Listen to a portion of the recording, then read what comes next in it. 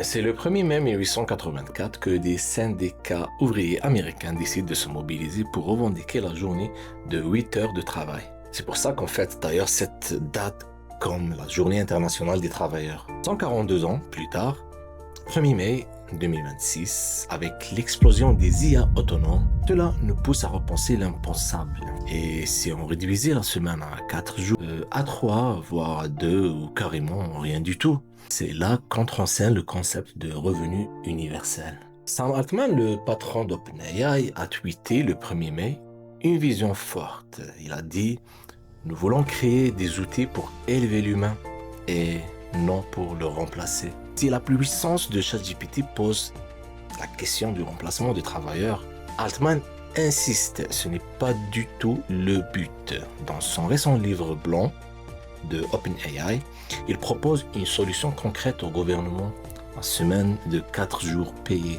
L'objectif est clair, transformer les gains de productivité de l'IA en temps libre pour tous, plutôt qu'en suppression d'emplois.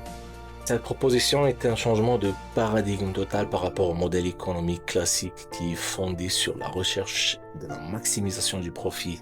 Et le monde patronal va s'y opposer avec virulence. Une entreprise investit des milliards dans une nouvelle technologie comme des agents IA dans un but bien précis, réduire des coûts opérationnels, notamment la masse salariale.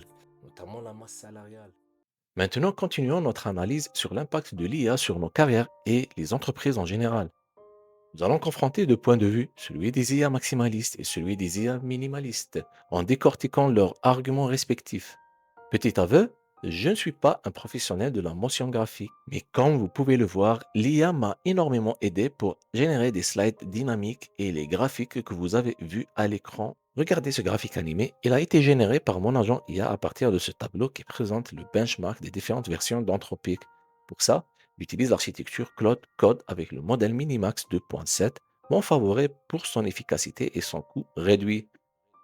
Commençons donc par la version maximaliste. En observant ce graphique et en utilisant la méthode de la régression linéaire, nous pourrons prédire une évolution constante et linéaire à long terme. Malgré quelques outliers ici et là, je ne pense pas que cette courbe marque le début d'une croissance exponentielle, mais plutôt qu'il s'agit d'un point isolé au sein d'une tendance linéaire. Cependant, même avec cette lecture, il ne faut pas sous-estimer l'évolution incroyable et rapide des performances IA. Un autre point inquiétant en France, selon France Info, une étude menée par l'Observatoire des emplois menacés et émergents stipule que l'IA générative pourrait supprimer 5 millions d'emplois en France d'ici 2030. Dans une autre étude relayée par la prestigieuse Université de Stanford, entre 2022 et 2025, alors que l'emploi global restait robuste, les travailleurs âgés de 22 à 25 ans dans des professions les plus exposées à l'IA telles que la tech ont connu une baisse relative de l'emploi de 16%. Et dans un autre rapport de la Fed sorti le 3 avril 2026, le rapport confirme que 78% des employés travaillent déjà dans des entreprises qui ont adopté l'IA. Et pour terminer notre analyse sur l'impact de l'IA sur l'emploi, je vous présente ce graphique fascinant publié par Anthropic qui offre une vue holistique du pourcentage de tâches automatisables par domaine. Comparant l'usage observé aujourd'hui et le potentiel théorique, on remarque immédiatement que le secteur ou les secteurs de l'informatique et de la bureautique sont les plus avancés. Environ 40% des tâches y sont déjà automatisées par l'IA. Je pense que ces chiffres reflètent probablement l'adoption précoce de ces outils par les clients d'Anthropic et les entreprises technologiques. Mais regardez maintenant la zone bleue. C'est le potentiel d'automatisation théorique selon Anthropic. Et là, les chiffres donnent le vertige pour des secteurs comme le management, la finance, le juridique ou encore l'informatique. Le taux d'automatisation potentiel frôle les 90%. Même si Anthropic ne précise pas d'échéance exacte pour atteindre ces niveaux, cette vision maximaliste a de quoi faire froid dans le dos. Et la question que je me pose et que vous posez certainement, est-ce que toutes ces déclarations ne font pas partie d'une stratégie marketing pour convaincre les investisseurs d'injecter du cash dans ces entreprises? Je pense ou je dirais que seul l'avenir nous le dira. À mon avis, nous allons avoir à la fin un graphe sous forme de courbe en S ou courbe logistique. On a eu une accélération fulgurante au début, mais nous allons inévitablement vers une phase de décélération. Pourquoi? Parce que nous allons heurter à un mur qui sera causé par plusieurs facteurs. Le plus important est le coût élevé, la réorganisation radicale des entreprises, ainsi que le goulot d'étranglement énergétique nécessaire pour faire tourner les méga data centers. Selon certains experts, ce point de rupture arriverait probablement entre 2030 et 2035. Maintenant, c'est au tour des contre-arguments ou les IA minimalistes.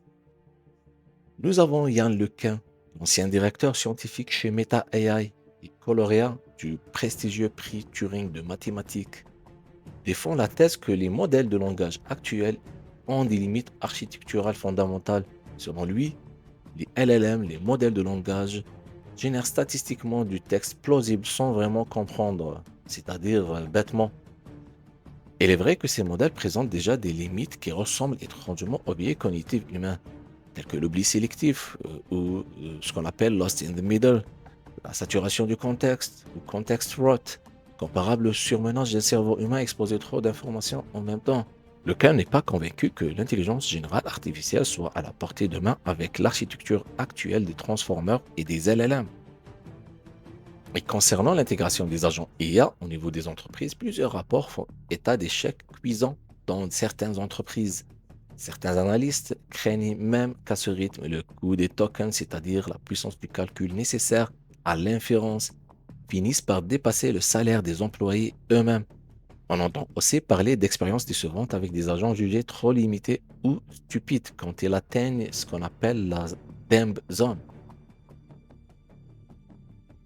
Et pour moi, concernant mon avis subjectif sur ce sujet, pour certains modèles, nous assistons à de véritables prouesses. Je pense notamment aux exploits réalisés par les modèles anthropiques tels que Mythos qui ont littéralement choqué la communauté des experts en cybersécurité. Nous avons également vu et analysé tout à l'heure l'incroyable évolution rapide de la performance des IA avec une courbe qui tend vers l'exponentielle et la capacité supérieure de l'IA à résoudre des bugs software mieux qu'un senior. Cependant, face aux limites actuelles de ces agents IA, il est extrêmement difficile de rentabiliser leur déploiement et l'investissement associé. Il faudrait probablement commencer par restructurer l'organisation et cela ne va pas se concrétiser rapidement. Ça va probablement prendre une dizaine d'années avant d'avoir ou de voir un résultat positif de cette révolution. Je pose aussi une autre question. Est-ce que nos emplois sont menacés?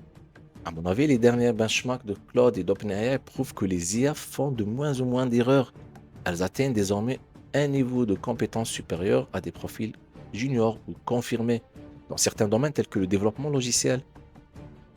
Elles n'égalent pas encore l'expertise pointue dans les autres domaines, sauf si les agents IA sont parfaitement paramétrés et encadrés. Et encore, il reste toujours les 20% de travail qui, selon moi, ne seront jamais automatisés.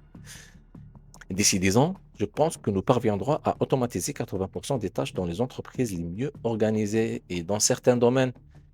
C'est ici que s'applique le principe de Pareto, les 20% restants, les tâches les plus complexes et stratégiques resteront le domaine réservé au jugement des experts.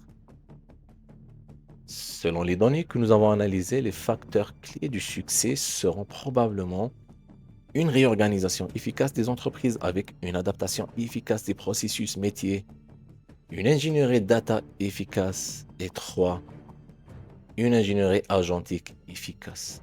Du côté technique, ce qu'il faut retenir, c'est que la puissance brute d'un modèle ne suffit pas pour obtenir des résultats d'exception. Un paramétrage précis et une architecture rigoureuse sont indispensables. C'est là qu'intervient l'ingénierie agentique. En résumé, en dehors des aspects organisationnels tels que les échecs liés au processus métier mal adapté à l'IA, les échecs de performance actuels observés sur les agents sont souvent dus à 3 facteurs. La qualité de la data, la qualité du modèle choisi, mais surtout le modèle d'ingénierie utilisé pour son déploiement.